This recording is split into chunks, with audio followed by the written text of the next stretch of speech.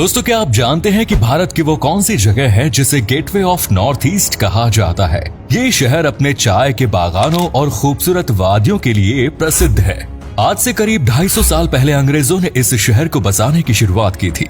दार्जिलिंग तक जाने वाली टॉय ट्रेन की शुरुआत यहीं से होती है। हम बात कर रहे हैं पश्चिम बंगाल के महत्वपूर्ण शहर सिलीगुड़ी के बारे में, जो हिमालय के वादियों में बसा हुआ है। अगर मौसम साफ हो तो यहाँ से कंचनजंगा की चोटी को भी देखा जा सकता है। ये शहर महानंदा नदी के तट पर बसा हुआ है। इसकी गिनती भारत के सबसे तेजी से विकसित होने वाले शहरों में की जाती है और नॉर्थ ईस्ट में गुवाहाटी के बाद सबसे ज्यादा विकास इसी शहर में आपको देखने को मिलेगा। नॉर्थ ईस्ट राज्यों तक जाने के लिए आपको सिलीगुड़ी कॉरिडोर से ही गुजरना होगा। आज के इस वीडियो में सिलीगुड़ी के बारे में कई रोचक बातें और मजेदार जानकारी आपके साथ शेयर करेंगे। बस आप वीडियो के आखिर तक बने रहिए। सिलीगुड़ी को सिलचागुड़ी के नाम से भी जाना जाता है। सिलीगुड़ी असल में दो शब्दों से मिलकर बना है, सिली और गुड़ी। सिली का अर्थ है पत्थर और गुड़ी का मतलब है जगह। अंग्रेजी भाषा में इसे हीप ऑफ स्टोन्स कहा जाता है। एक समय पर सिलीगुड़ी में कोई नहीं रहता था। 18वीं शताब्दी के दौरान अंग्रेजों ने इस शहर को बसाया था। सन 1757 में बैटल ऑफ प्लासी के बाद अंग्रेजों ने पश्चिम बंगाल में अपना कब्जा करना शुरू किया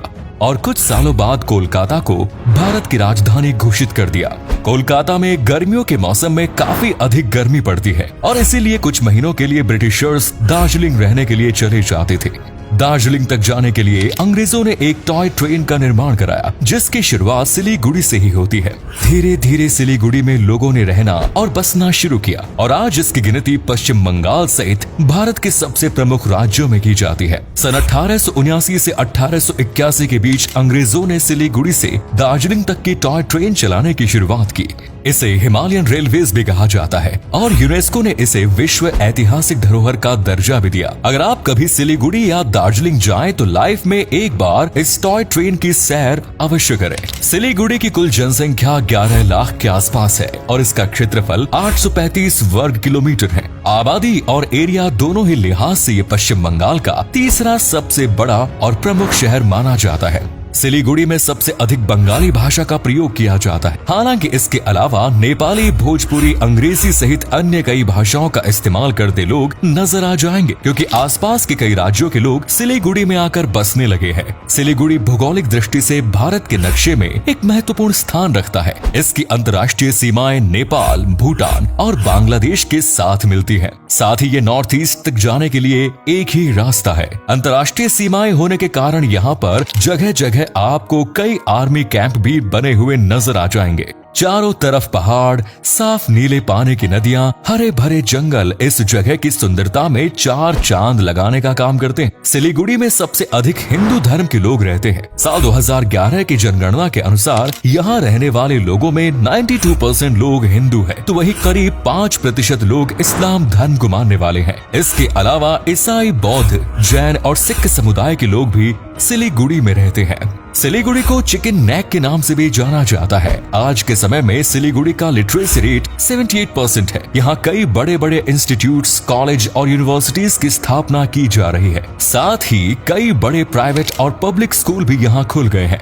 इंस्पीरिया knowledge campus, Salesian college, west Bengal state council of technical education, university of north Bengal, Siliguri institute of technology, Siliguri Mahila Mahavidyalaya और नॉर्थ बंगाल मेडिकल कॉलेज जैसे कई शिक्षा के केंद्र यहाँ खुले हुए हैं। सिलीगुड़ी में आपको म्यूजिकल इंस्ट्रूमेंट्स की भी ढेर सारी दुकानें नजर आ जाएंगी। यहाँ के लोगों को संगीत से काफी लगाव होता है। कहा जाता है कि सिलीगुड़ी के लोग बिना खाने के रह सकते हैं, लेकिन संगीत के बिना इनका दिन अधूरा ही रहता है। आज सिलीगुड़ी में जगह जगह कई मल्टीप्लेक्स और शॉपिंग मॉल्स भी खुल रहे हैं, लेकिन यहाँ की हांगकांग मार्केट की बात ही अलग है। इसे बंगाल का चांदनी चौक भी कहा जाता है। कपड़ों से लेकर इलेक्ट्रॉनिक गैजेट्स तक सभी प्रकार का सामान आपको यहाँ मिल जाएगा। इसके अलावा आप महाब्रिस्तान, बिधान मार्केट और सेठ सीरियल मार्केट जैसी जगहों पर भी शॉपिंग के लिए जा सकते हैं। सिलीगुड़ी मुख्य रूप से 40 के लिए प्रसिद्ध है। ये 4 टी है, टी, टिम्बर, लेबर, टूरिज्म और ट्रांसपोर्टेशन। सिलीगुड़ी में कई चाय के बागान हैं। पश्चिम बंगाल सहित भारत के कई राज्यों में यहाँ से चाय की सप्लाई की जाती है। इसके अलावा सिलीगुड़ी की लकड़ी भी काफी मजबूत और अच्छी क्वालिटी की मानी जाती है। सिलीगुड़ी धीरे धीरे टूरिज्म सेक्टर को भी मजबूत बना रहा है। पश्चिम बंगाल में दार्जिलिंग के बाद सिलीगुड़ी एक लोकप्रिय हिल स्टेशन के रूप में अपनी पहचान बनाने में कामयाब हो रहा है। और चौथा टी है ट्रांसपोर्टेशन। नॉर्थ ईस्ट इंडिया तक कोई भी सामान पहुंचाना हो वो सिलीगुड़ी के जरिए ही होकर जाता है। कंचनजंगा स्टेडियम सिलीगुड़ी का सबसे बड़ा स्टेडियम है। सेलिब्रिटी लीग जैसे टूर्नामेंट का आयोजन भी यहाँ पर किया जा चुका है।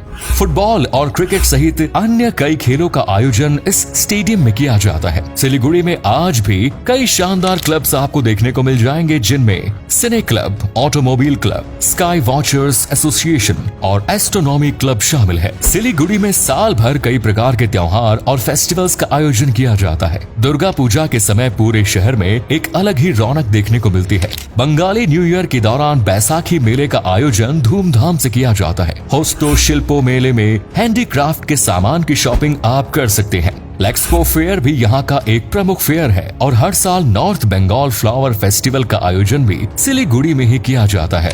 सिलीगुड़ी का खाना भी काफी कमाल का होता है। यदि एक बार आपने सिलीगुड़ी का खाना चख लिया तो इसके बाद और कोई खाना आपको पसंद ही नहीं आएगा। खासतौर पर नॉनवेज के शौकीन लोगों के लिए ये शहर किसी जन्नत से कम नहीं है।